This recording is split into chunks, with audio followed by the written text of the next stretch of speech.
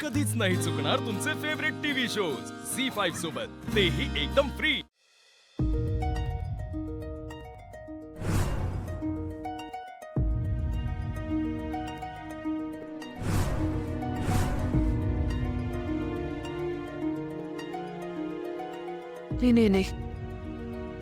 नाही, हे खरं असूच शकत नाही। अधिपती एवढ्या टोकाचं पाऊल कधी उचलणारच नाहीत।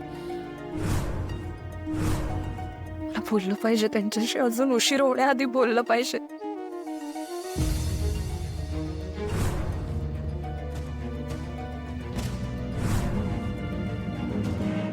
ताई अगं, काय झालंय? काही अगं, काही नाही। कसं पत्रात काय लिहिलंय? इरा, मी सांगितलं ना तुला पर्सनल आहे। असं का करतेस ग ताई? अगं, मी सख्खी बहीण आहे तुझी, मला सांगितलंस तर काय प्रॉब्लेम आहे? इरा प्लीज, तू आमच्यामध्ये पडू नकोस। अगं काय प्लीज ताई, तुझा जा, मला एकट्यात राहू दे जा। ताई, सासरचे तुझ्या काहीही वागतील आणि आम्ही सहन करून घेऊ असं नाहीये। प्लीज जा। अगं पण ताई प्लीज, प्लीज जा।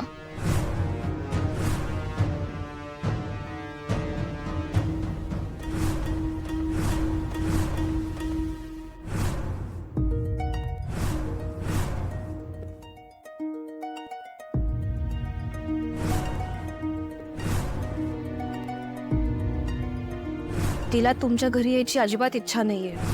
तुम्ही सारखं आई आई करता, याचा खूप त्रास होतो तिला। पण आता मदन आलाय तर त्याच्याशी बोलून तिला खूप बरं वाटतं।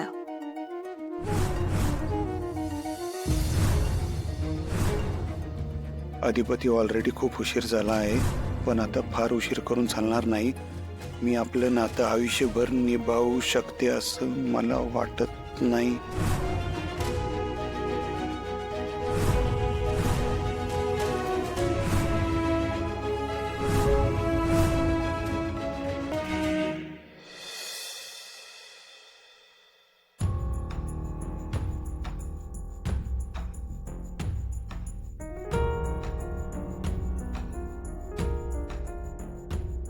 आम्ही दोघे एकमेकांपासून लांब आहोत।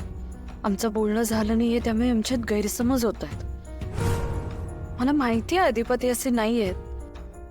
त्यांनी पत्र पाठवलंय खरं, पण त्यांच्या मनात असं काही नसणार आहे, मला माहिती आहे। काहीतरी खूप मोठं मिसअंडरस्टँडिंग झालंय। मला ते दूर केलं पाहिजे। प्लीज मला मदत कर, मला एकदा अधिपतींना भेटता येऊ दे। आम्ही समोरासमोर आलो की सगळी किलमिशं जातील, सगळं क्लिअर होईल।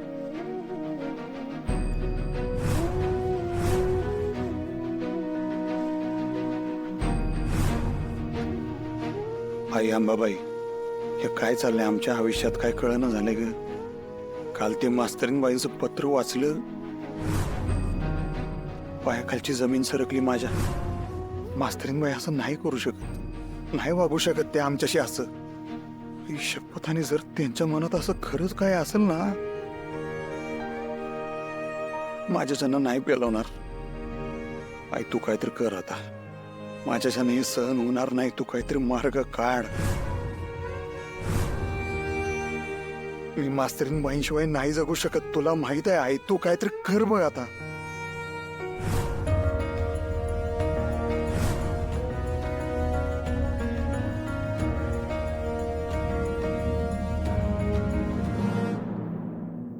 आमच्या आधी आला तुम्ही देवीकडं। हा, ते मी बोललात ना देवीशी, सगळं सांगितलं ना सगळं मनातलं। देवी सगळं ठीक करेल। हा, बरं चला आता नाश्ता करून घेऊया। नाही नको। का नको? का काय नाही नको, भूक नाही। किती तरस करून घ्याल स्वतःला? हा, जरा चेहरा बघा, डोळे बघा, असं नका करू। चला खाऊन घ्या। नाही नको, खरंच भूक नाही। भूक नसायला काय झालं, सगळं काही ठीक होईल। आम्ही सगळं व्यवस्थित करू, काळजी नका करू। चला। आओ, घ्या चहा घ्या।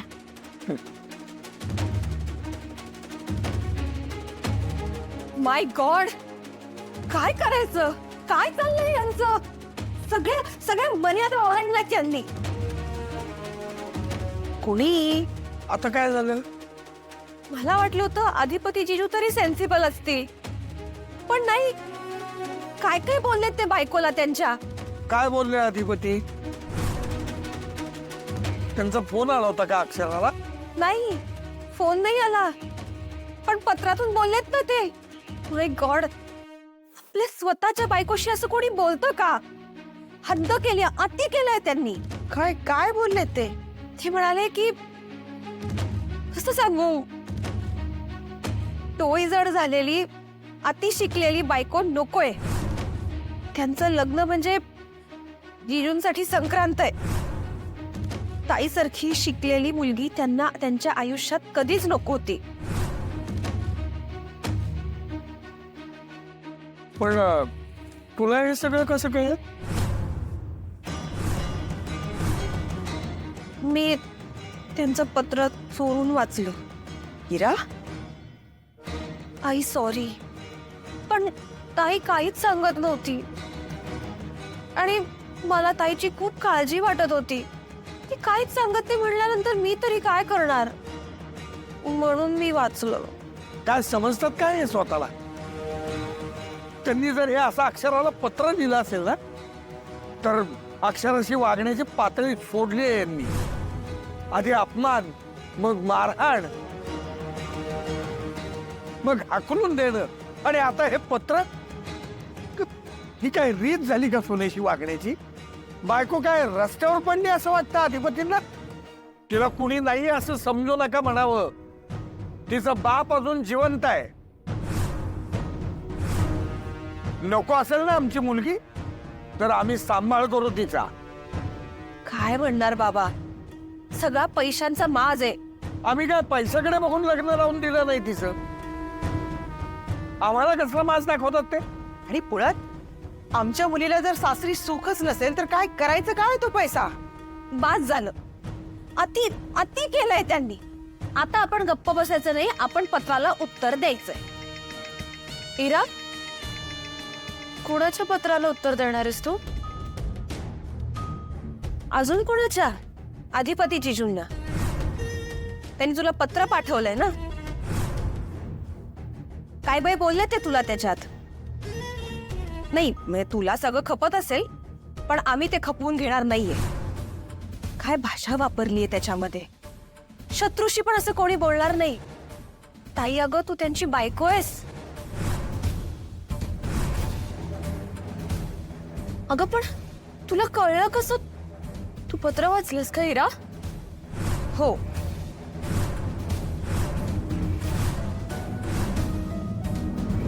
झी 5 ॲप डाउनलोड करा आणि पहा सर्व एपिसोड्स एकदम फ्री.